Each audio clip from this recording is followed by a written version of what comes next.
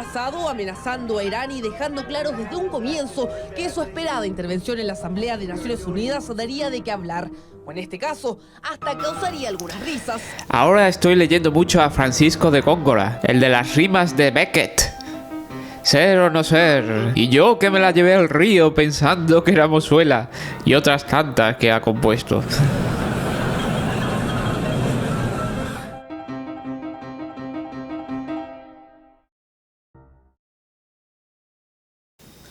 Hola queridos alumnos, ¿qué tal estáis? Veréis, la relación entre lenguaje y sociedad puede llegar a ser muy compleja.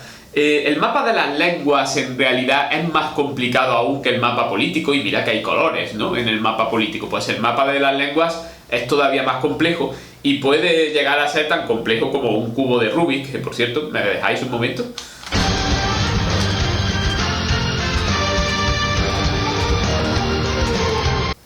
¿Lo ves? Definitivamente nunca me ha salido y nunca me saldrá. Muy bien.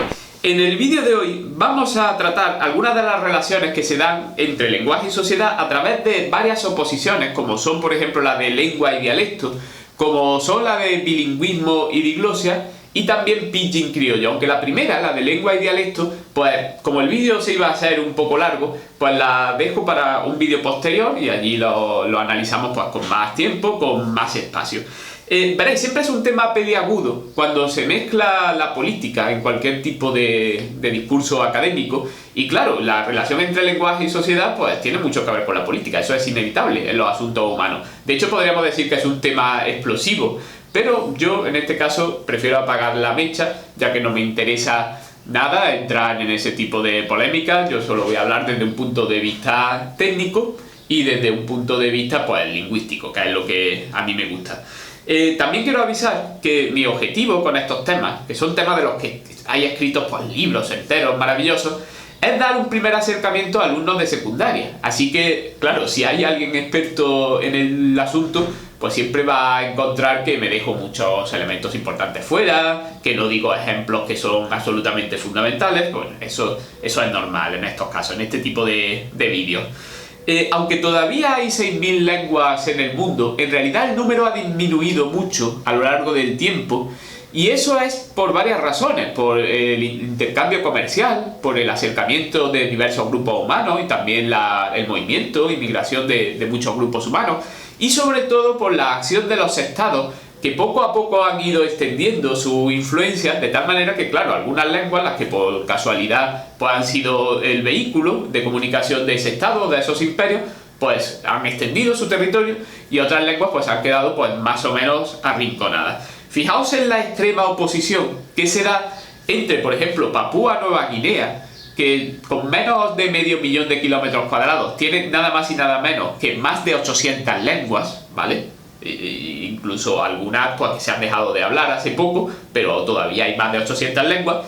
Y por otro, Estados Unidos, con más de 9 millones de kilómetros cuadrados, que en principio solo tiene una lengua oficial. Es verdad que luego en su interior se hablan muchísimas otras lenguas por la inmigración, y la segunda lengua más hablada de Estados Unidos es la nuestra, en este caso, es el español.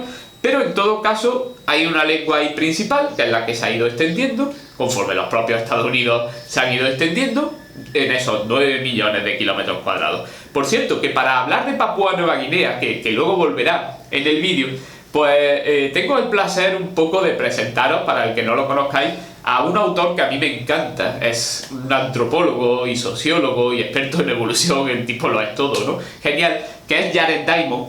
Y veréis, aquí tenéis algunos libros que me encantan de biblioteca de Jared Diamond. Aquí, por ejemplo, está El tercer chimpancé, que habla de la evolución humana. Aquí, por ejemplo, un libro que yo creo que todo el mundo debería leer, como Colapso, que, fijaos, tiene un subtítulo que ya nos anuncia lo que viene, ¿no? Dice: ¿por qué unas sociedades perduran y otras desaparecen? Y la verdad es un aviso muy importante para el hombre moderno, porque demuestra, por ejemplo, que hay sociedades que arrasaron su ecología en el pasado y que desaparecieron, y lo mismo nos podría pasar a nosotros, con la diferencia que ahora la sociedad en la que vivimos es la sociedad mundial, no, es el mundo entero.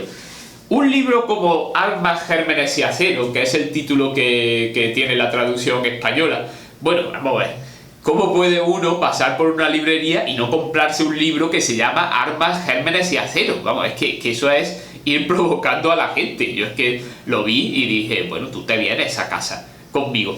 Este libro es absolutamente maravilloso y es de los pocos libros que me he leído un par de veces.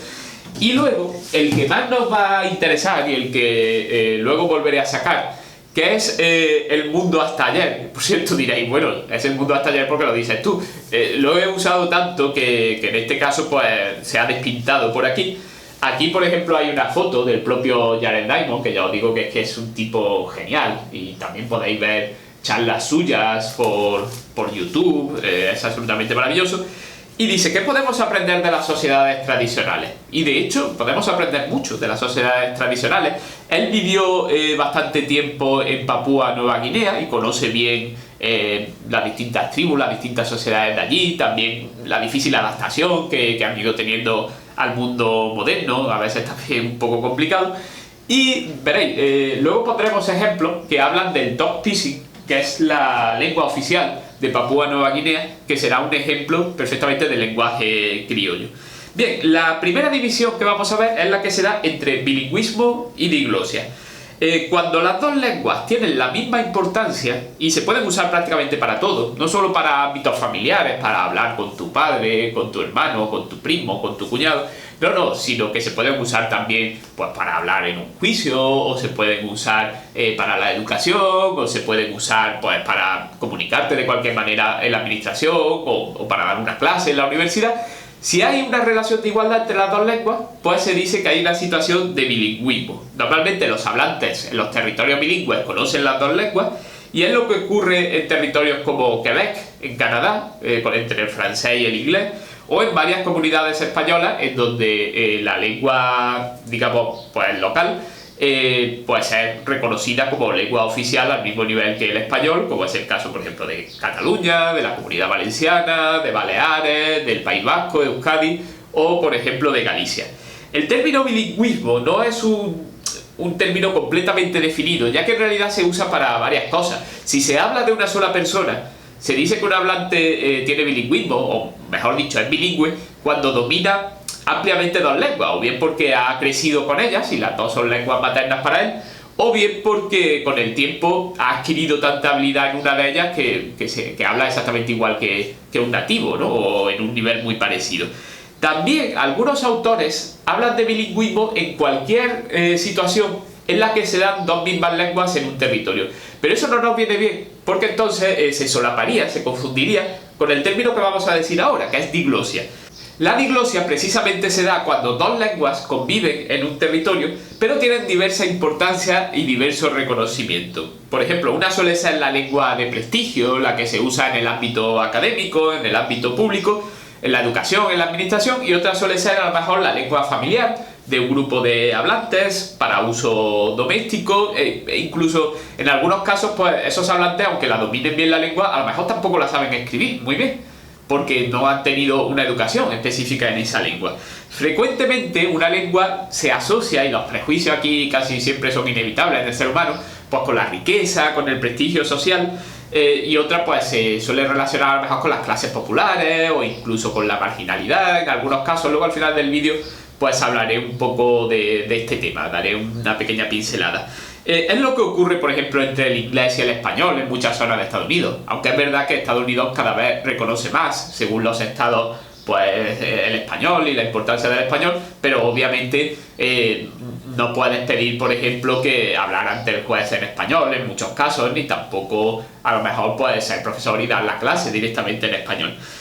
También es el caso que se da en muchos países de África y de Oriente Próximo entre las lenguas de los colonizadores, es decir, el inglés y el francés sobre todo, y por otro lado pues las lenguas autóctonas. Y es muy habitual pues que personas que hablan la lengua autóctona y la hablan en familia, pero luego a la hora de escribir, a la hora de una clase universitaria, pues usan sistemáticamente el inglés y en gran medida también el francés, ¿vale? Que está muy extendido en África, se habla de una África francófona. Podemos encontrar ejemplos como el de Amin Maalouf, que es un escritor libanés, pero que habitualmente escribe en francés, O por ejemplo, el caso de Franz Kafka, que bueno, nació en Bohemia, dentro del Imperio Austrohúngaro, lo que hoy en día sería pues, la República Checa, pero que él usaba como lengua vehicular para su literatura el alemán, porque el alemán sabía que así se insertaba en una tradición literaria que estaba más desarrollada, podría tener mayor número de lectores,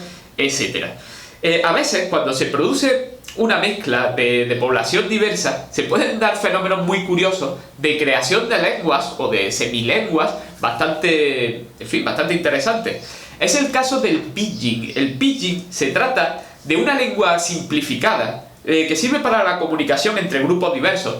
En principio no es la lengua materna de nadie, en concreto nadie la ha aprendido desde niño, se aprende luego después, y suele tomarse como base una versión sencilla de uno de los idiomas de las distintas poblaciones, de los idiomas que están ahí como en la zona de mezcla, y luego se le añaden estructuras sintácticas, se le añaden frases hechas o se le añade vocabulario del otro idioma. El pidgin no suele tener una gramática compleja y sistematizada, en realidad tiene múltiples variantes, es una lengua simplificada, no completa, que además la mayoría de las veces pues, no se suele poner por escrito, no tiene una literatura desarrollada, a lo mejor no existen poemas o no existen relatos en pidgin, sino que, por ejemplo, puede servir para los intercambios comerciales. Hay gente que comercia en la frontera y sabe que se va a encontrar con muchas personas del otro lado de la frontera que hablan otra lengua y espontáneamente pues, se ponen a hablar en esa mezcla que más o menos han concertado así entre todos,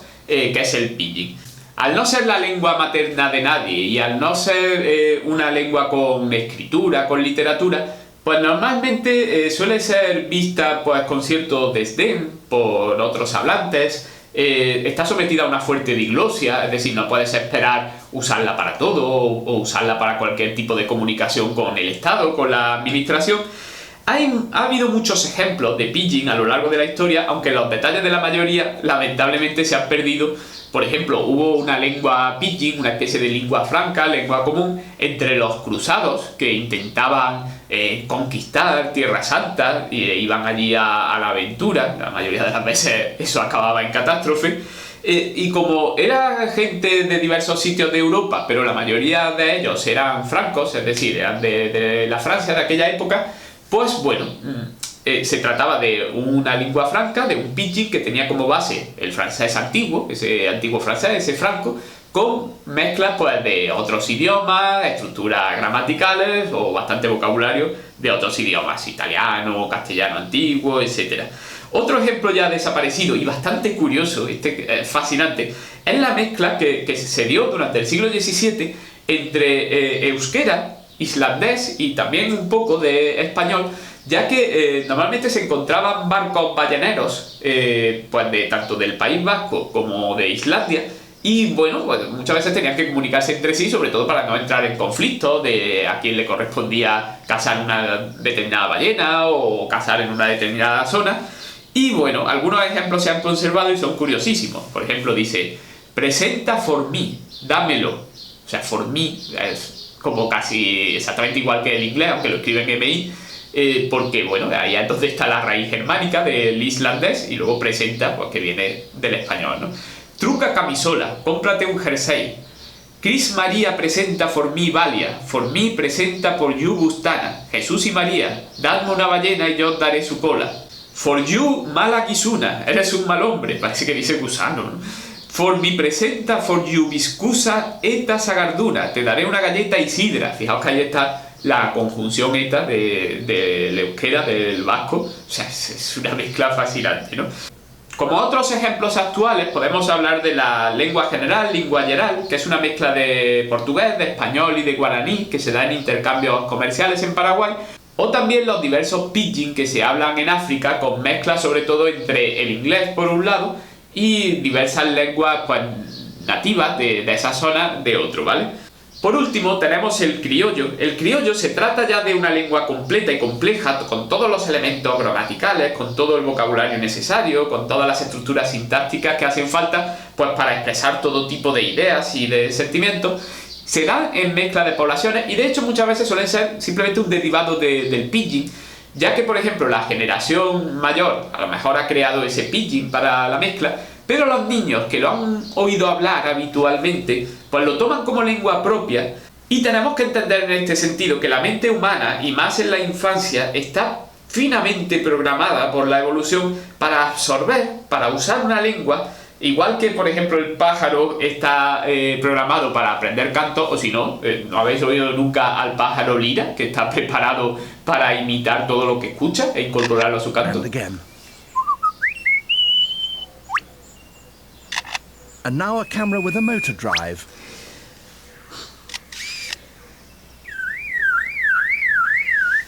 Por eso, cuando los niños escuchan una de estas lenguas simplificadas, un pidgin, su cerebro, que está en ebullición, pues crea automáticamente en el intercambio con otros jóvenes, con otros niños, pues una lengua completa con todo tipo de estructuras gramaticales, de recursos morfológicos, de estructuras sintácticas, de vocabulario, ya que necesitan expresar todo tipo de ideas, todo tipo de sentimientos, todo el ramillete, todo el repertorio, toda la paleta, pues de lo que lleva el hombre, ¿no?, en su interior.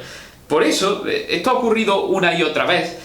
Un caso curioso es que ha ocurrido mucho con lenguajes de signos. O sea, los lenguajes de signos al principio los tiene que diseñar alguien, y entonces, pues bueno, son todavía protolenguajes, son versiones a lo mejor simplificadas, y la primera generación que lo aprende, y a lo mejor lo aprende ya de adulta, pues bueno, siempre para ellos siempre será como un lenguaje extranjero, aunque lo usen mucho. Sin embargo, la generación siguiente, la que lo aprende de niños, bueno, esa normalmente acaba dándole la misma complejidad que cualquier lengua del mundo, ya que para ellos es una lengua materna con la que necesitan decir todo lo que hay en su interior, la necesitan para todo tipo de utilidades prácticas en su relación con los demás, y por lo tanto, espontáneamente y sin tener que ponerse de acuerdo, sin tener que haber una real academia, pues convierten a esa lengua de signos en una lengua natural, es decir, en una lengua con toda la complejidad de las lenguas naturales.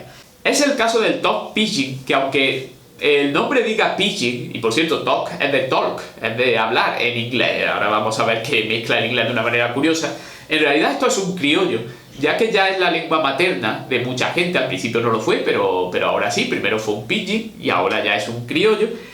Se habla en Papúa Nueva Guinea, de hecho es el idioma oficial de Papúa Nueva Guinea, y el libro tan maravilloso como el que he dicho antes, de Jared Diamond, El mundo hasta ayer, pues nos pone ejemplos pues muy curiosos, muy divertidos, incluso diría yo, de talk pidgin. Y a mí me gusta poner en clase un ejemplo que no es nada más y nada menos que el artículo 1 de la Declaración de los Derechos Humanos, escrito tanto en talk pidgin como en español. Por cierto, el talk pidgin, por si no ha quedado claro antes, es un criollo que tiene como base el inglés, pero que tiene muchísimos elementos y muchísimas estructuras de las lenguas nativas, de las lenguas autóctonas de Papúa Nueva Guinea. Veréis, voy a leer el artículo 1 en talk pidgin con plena conciencia de que en realidad no lo voy a leer ni medianamente bien, y que si me oyera un hablante nativo pues echaría las manos a la cabeza del ridículo que voy a hacer. Pero venga, me lanzo a ello y lo hago. Dice: Artikel 1. Yumi olgeta mamakarin umilong está free. Na one kind long way yumi looking igut pela na estrepela. True. Umi olgeta iga tin bilong one and something. Y raid narron na mi pela olgeta y más mekin. Gut pela pasin long. Ol narapela long tin bilong brata susan. Madre mía, no tengo ni idea de dónde van los sintagmas ni nada parecido. Artículo 1. Todos los seres humanos nacen libres e iguales en dignidad y derechos, y dotados como están de razón y conciencia, deben comportarse fraternalmente los unos con los otros. Bueno, mucho más familiar, ¿no? Pues bien, está claro que lo que el talk pidgin, este criollo, tiene de las lenguas autóctonas de Papúa Nueva Guinea, pues sinceramente yo no me voy a enterar. No sé si alguno de vosotros tiene dominio en este caso, pero yo eso no lo detecto. Pero sí podemos detectar algunos rasgos, algo del vocabulario del inglés, y resulta divertido, y os animo a que busquéis pues más artículos precisamente de la Declaración de los Derechos Humanos o cualquier otro texto que esté escrito en talk pidgin, porque vais a ver salpicados palabras en inglés y otras palabras que en principio no parece que sea inglés, pero que si uno se para a pensar, pues sí lo son. Y os pongo simplemente un ejemplo para que veáis cómo funciona. Dice: los seres humanos nacen libres e iguales, es decir, free na one king, es decir, one kind, nacen todos de un solo tipo, que no hay distintas marcas de hombres, que todos somos, vamos, de seres humanos en general, que todos somos marca blanca. Y por último, me gustaría añadir que todos esos prejuicios que proyectamos sobre las lenguas, sobre los dialectos, sobre la forma de pronunciar, pues son simplemente eso, son prejuicios. Y que con un poco de aprendizaje y también con un poco de voluntad de nuestra parte, pues nos podemos quitar esas gafas, ese filtro que nos deforma la realidad y ver simplemente lo que hay detrás, que es que los lenguajes son sistemas arbitrarios. En realidad cualquier combinación valdría pues para hablar de un árbol, para hablar de la luna, para hablar del amor o para hablar de un niño. Son sistemas arbitrarios que tenemos pues bueno, para comunicarnos unos con otros y ya está, y todos son igual de valiosos. Y como no tengo nada más que añadir, pues una vez más me pongo la gafa de TUF Live y os digo hasta la próxima.